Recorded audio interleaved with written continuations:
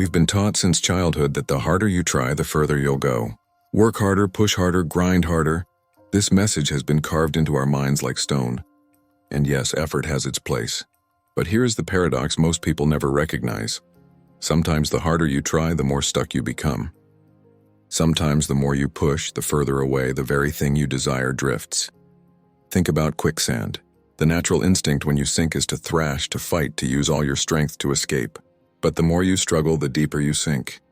It is only when you stop resisting, when you release the panic and lean back into stillness, that you create space to float. Life often works the same way. The more we fight, the deeper we bury ourselves in resistance. This is why so many people chase success and never find it. They believe the key is constant effort, constant tension, constant proving of themselves. But they don't see that their effort is rooted in fear. Fear of not being enough, fear of being overlooked, fear of losing control. And fear never births transformation. Fear blocks it. Quantum shifts, the kind of leaps that transform lives in an instant, do not happen through sheer force. They happen in the spaces where force is surrendered. Imagine trying to force a flower to bloom. You can't pull the petals open.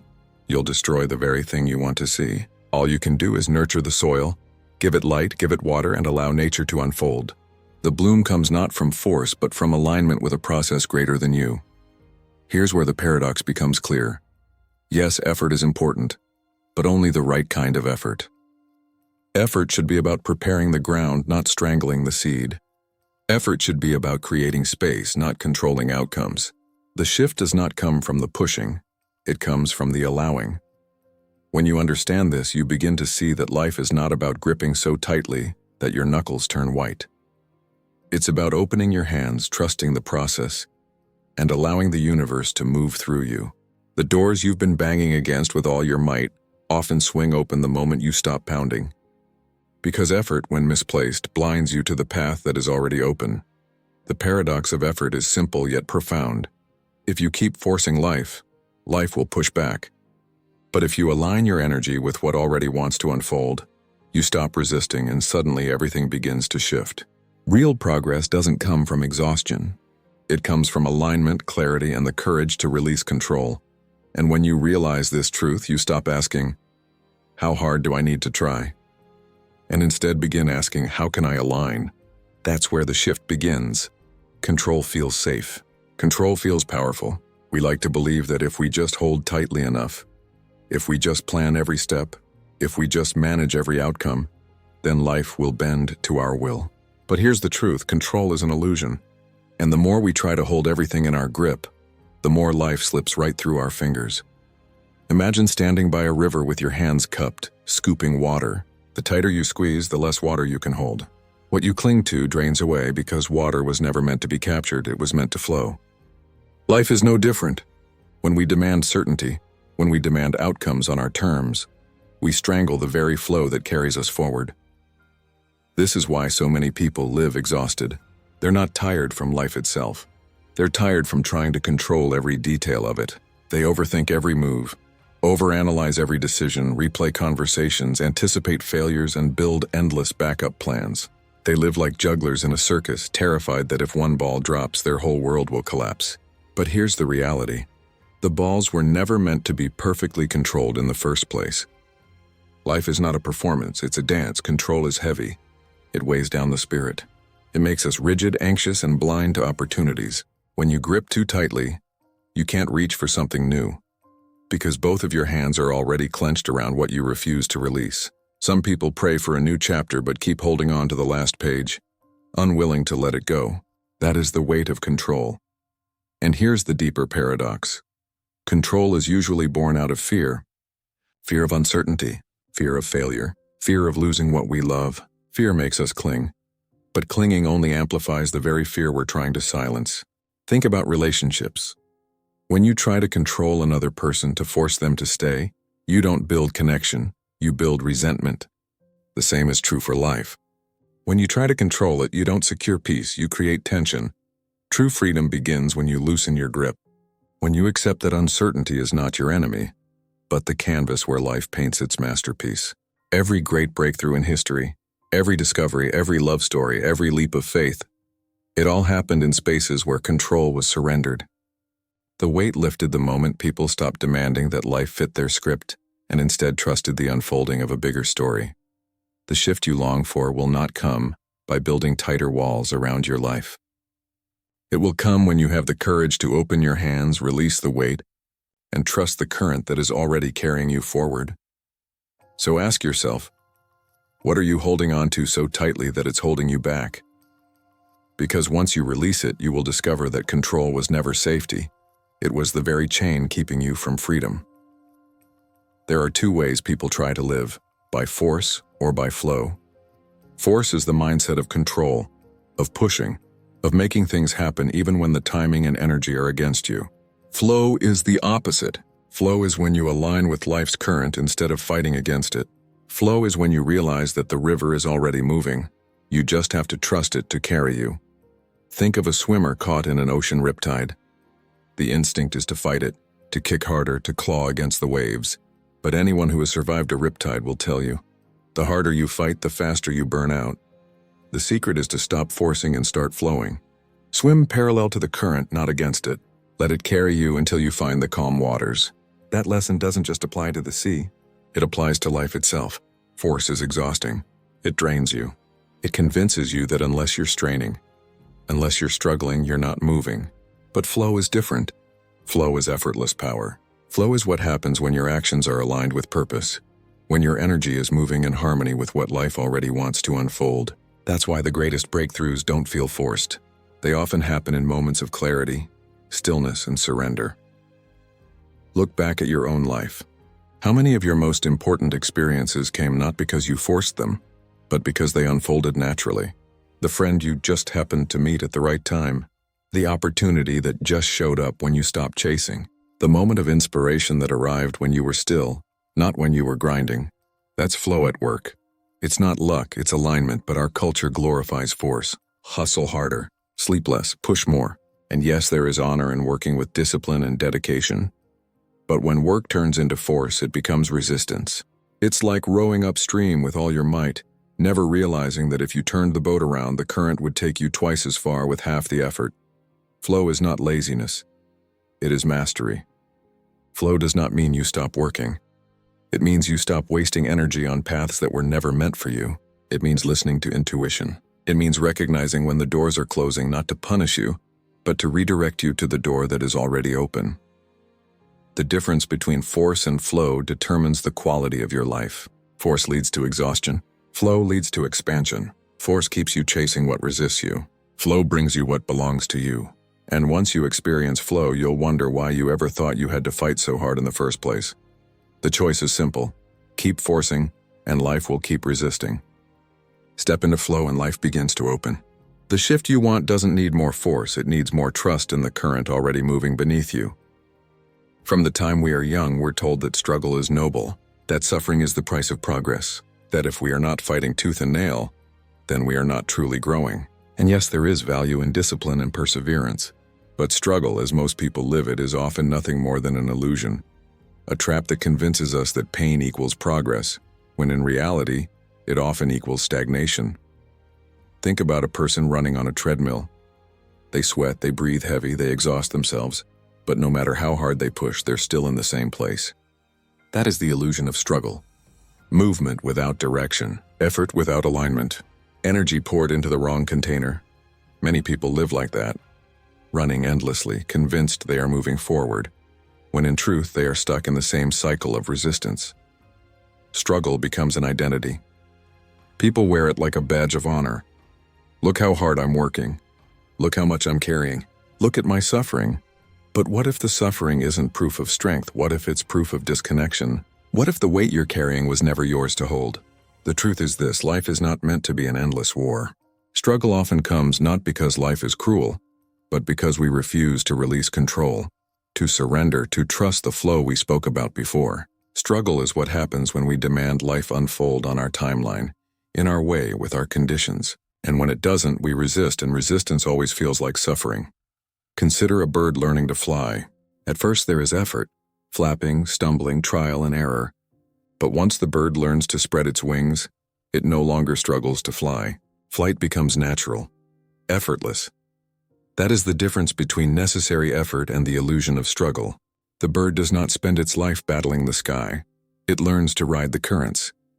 Many of us are like birds flapping endlessly, never trusting the air beneath our wings. We think the struggle makes us strong, but often it just keeps us grounded. True strength comes not from clinging to struggle, but from learning to release it, to rise above it, to move with life instead of against it. And here's the hardest part to accept. Sometimes we choose struggle because it feels familiar. We mistake comfort for progress. We hold on to struggle because it convinces us we are doing something, even if that something is leading us nowhere. But the moment you realize struggle is not a requirement, everything changes. You don't need to suffer endlessly to evolve. You don't need to fight every battle to grow. The greatest shifts in life happen not when you add more struggle, but when you remove it. When you let go of the treadmill, step off, and walk the path that was already waiting for you. The illusion of struggle breaks the moment you understand this. Progress is not about how much you can endure, it's about how clearly you can align. Noise surrounds us everywhere. The world shouts at us to move faster, to do more, to prove ourselves. Our minds echo with constant chatter. Worries about the future, regrets about the past, doubts about the present. And in the middle of that storm, we forget the most powerful strategy available to us: silence. Silence is not weakness. Silence is not absence. Silence is power, because in silence you access what noise drowns out: clarity, wisdom, and guidance. When you stop forcing life to answer your questions immediately, when you stop demanding instant solutions, you create space for answers to rise naturally. Think of a muddy glass of water. Shake it, stir it, disturb it, and the water stays cloudy. But let it sit in stillness, and slowly the dirt settles, the water clears, and what was once murky becomes transparent. Your mind works the same way. Struggle, effort, and control keep stirring the waters of your life. Silence allows the sediment to fall, revealing the clarity you've been searching for all along. But silence is difficult because silence feels empty, and most people fear emptiness. They crave constant activity, constant distraction, constant stimulation. They scroll, they binge, they fill every moment with noise because silence forces them to face themselves. And yet facing yourself in silence is the very doorway to the quantum shifts you've been seeking. Consider the greatest breakthroughs in history. They rarely came in the middle of chaos. They came in moments of stillness. The idea that changes everything often arrives in the shower, on a quiet walk, in meditation, in prayer, in solitude. Why? Because silence tunes you into the frequency of truth. It removes the static of fear and allows the signal of intuition to come through. Silence is not doing nothing. It is doing everything the right way. It is realignment. It is recalibration. It is preparation for movement with power instead of wasted motion. Silence doesn't stall progress, it accelerates it. Because when you return from silence, you don't return scattered. You return focused, precise, unstoppable. In fact, silence is the strategy that separates those who burn out from those who break through. The ones who constantly push, who never pause, who never breathe, eventually collapse. But the ones who know how to retreat into silence, even for moments, return with strength the world cannot understand. They're not drained because they've tapped into a deeper source of energy. The shift you want will not come in the chaos of forcing and pushing. It will come in the quiet recognition of what truly matters. Silence is not escape, it's alignment. It's stepping back so you can return with vision. So ask yourself, when was the last time you allowed silence to speak to you? Not just external silence, but inner silence, the stilling of your own mind. Because once you learn to embrace it, you'll see that silence isn't empty. Silence is full of answers, and it may just be the strategy that unlocks the shift you've been waiting for. There is a moment in every journey when trying harder no longer works. You've given everything, your energy, your plans, your effort, and still the breakthrough doesn't come. That's because quantum shifts do not arrive by force. They arrive in surrender. The real leap forward happens not when you tighten your grip, but when you release it.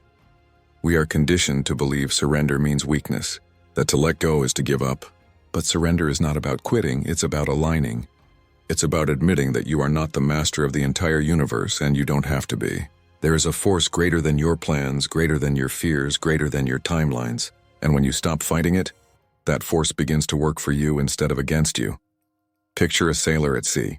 When the wind is against him, no amount of rowing will take him where he wants to go. He could spend days exhausting himself, battling the storm, convinced that effort is the only answer. Or he could surrender. He could adjust his sails, align with the wind, and allow the very force he once resisted to carry him farther than his strength ever could.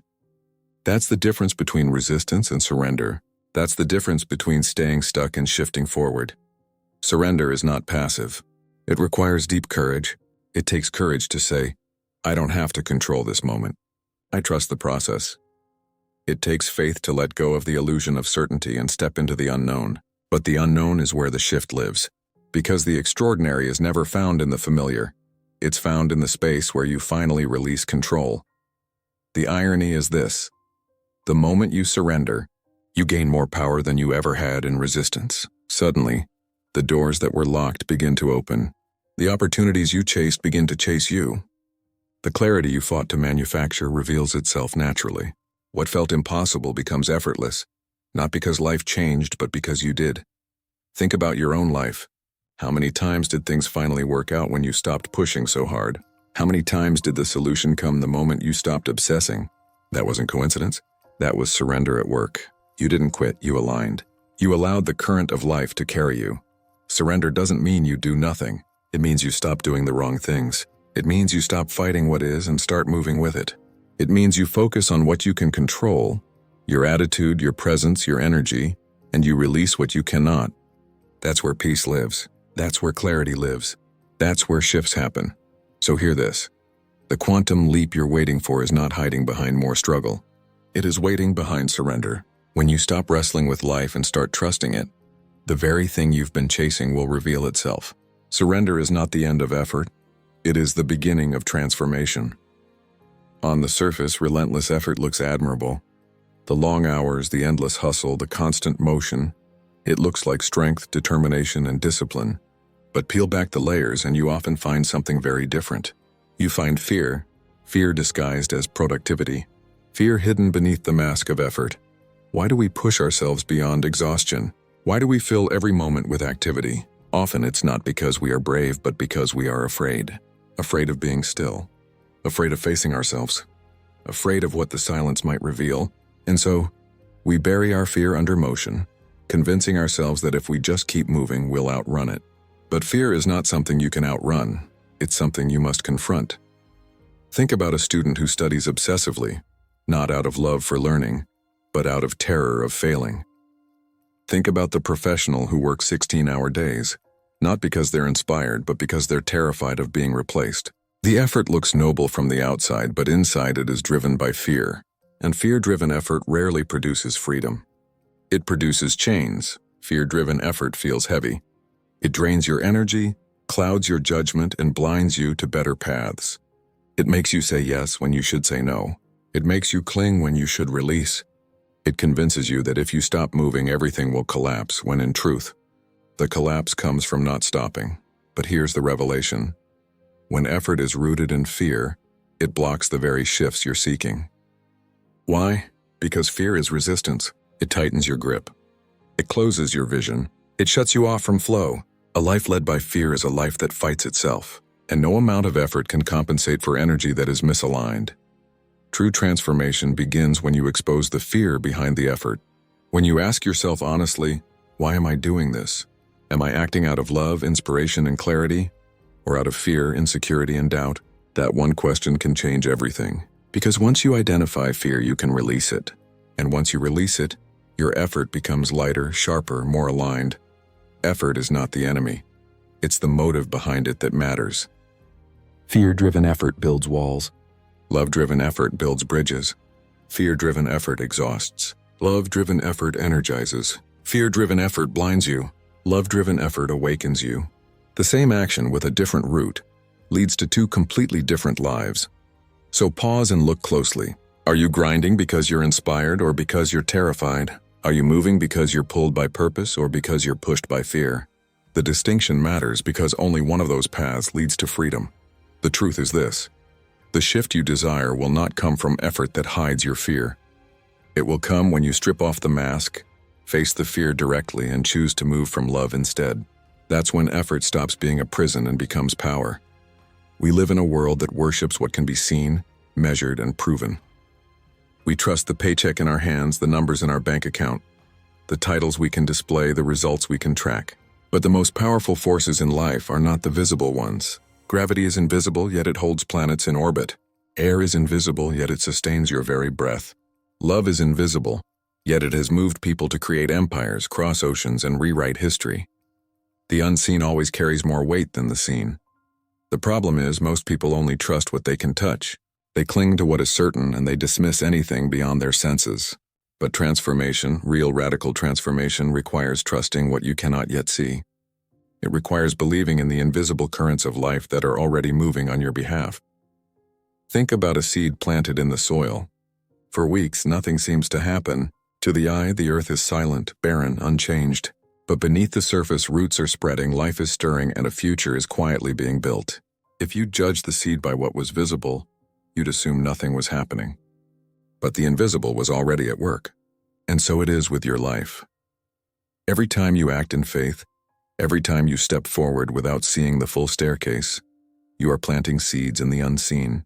The results may not appear immediately, but something is happening beyond your sight. The universe does not ignore alignment. The invisible always precedes the visible. Trusting the invisible means letting go of the demand for proof before you move. It means understanding that faith is not blind, it's visionary. It sees beyond the surface. It believes in the wind even if it cannot be caught. It believes in tomorrow's bloom even when today's soil looks empty. But trust requires courage, because your mind will always scream for guarantees. Fear will whisper, and what if it doesn't work? What if nothing is happening? What if you fail? And yet history is written by those who moved forward anyway, those who trusted in what they couldn't yet see. Every great invention, every movement, every breakthrough began with someone who trusted the invisible. The airplane was once invisible. The internet was once invisible. The dream in your heart is invisible. But invisible does not mean impossible. It means it hasn't yet been made manifest. So stop demanding to see it before you believe it. Belief is what brings it into being. Trust is the bridge between where you stand and where you're meant to go. And when you learn to lean into that invisible current, life begins to reveal what was waiting for you all along. The shift you are waiting for is not built in the world you see, it is born in the world you cannot. And once you learn to trust that unseen power, you'll never again mistake silence for absence. The invisible is already working. Your only task is to trust it. Life is not about arriving at a fixed destination, it is about becoming. Too many people believe they will finally live when they get the job, when they buy the house, when they find the relationship, when they reach the goal. But life does not wait for someday. Life is unfolding right now. And the truth is, who you are becoming along the way matters infinitely more than where you are trying to arrive. Becoming is a dance. It is not a straight line, and it is not meant to be. Sometimes you will step forward with confidence, sometimes you will stumble, and sometimes you will move sideways into places you never planned. But every step is part of the choreography of your growth. Every misstep, every setback, every victory, each is shaping you into someone stronger, wiser, and more resilient. The mistake most people make is obsessing over perfection. They think the dance of life must be flawless, every step clean, every move calculated. But a perfect dance is not a real dance. The beauty of dancing is in its freedom, its unpredictability, its improvisation. And so it is with you. You are not here to be flawless, you are here to be alive, to learn, to create, to evolve. Think about a butterfly. Its journey is not about rushing to the wings. It is about every stage of becoming. The crawling caterpillar, the still cocoon, the painful transformation, the final flight, all are necessary, all are beautiful. Without one, the other cannot exist, and your journey is no different. You cannot despise the stages you are in, because they are the very steps that are building your wings. The dance of becoming also requires patience. You may not see the progress day by day, but when you look back after a season, you will realize how far you've come. The version of you that once thought you couldn't handle the storm is now standing stronger because of it. The moments you thought were delays were actually part of the rhythm. Becoming is also about surrender. You will not always control the music life plays, but you can choose how you move to it. Sometimes the tempo will be slow, forcing you to wait. Other times it will speed up, pushing you to run.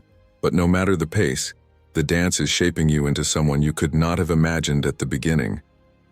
So stop criticizing yourself for not being there yet. Stop comparing your dance to someone else's. Your rhythm is your own, and it is leading you exactly where you are meant to be. Embrace the dance. Celebrate the missteps. Trust the process. Because the truth is, you are not failing, you are becoming. And when you look back years from now, you won't just celebrate the destination. You'll realize the real gift was in the dance itself, in who you became while you were moving, learning, and growing along the way.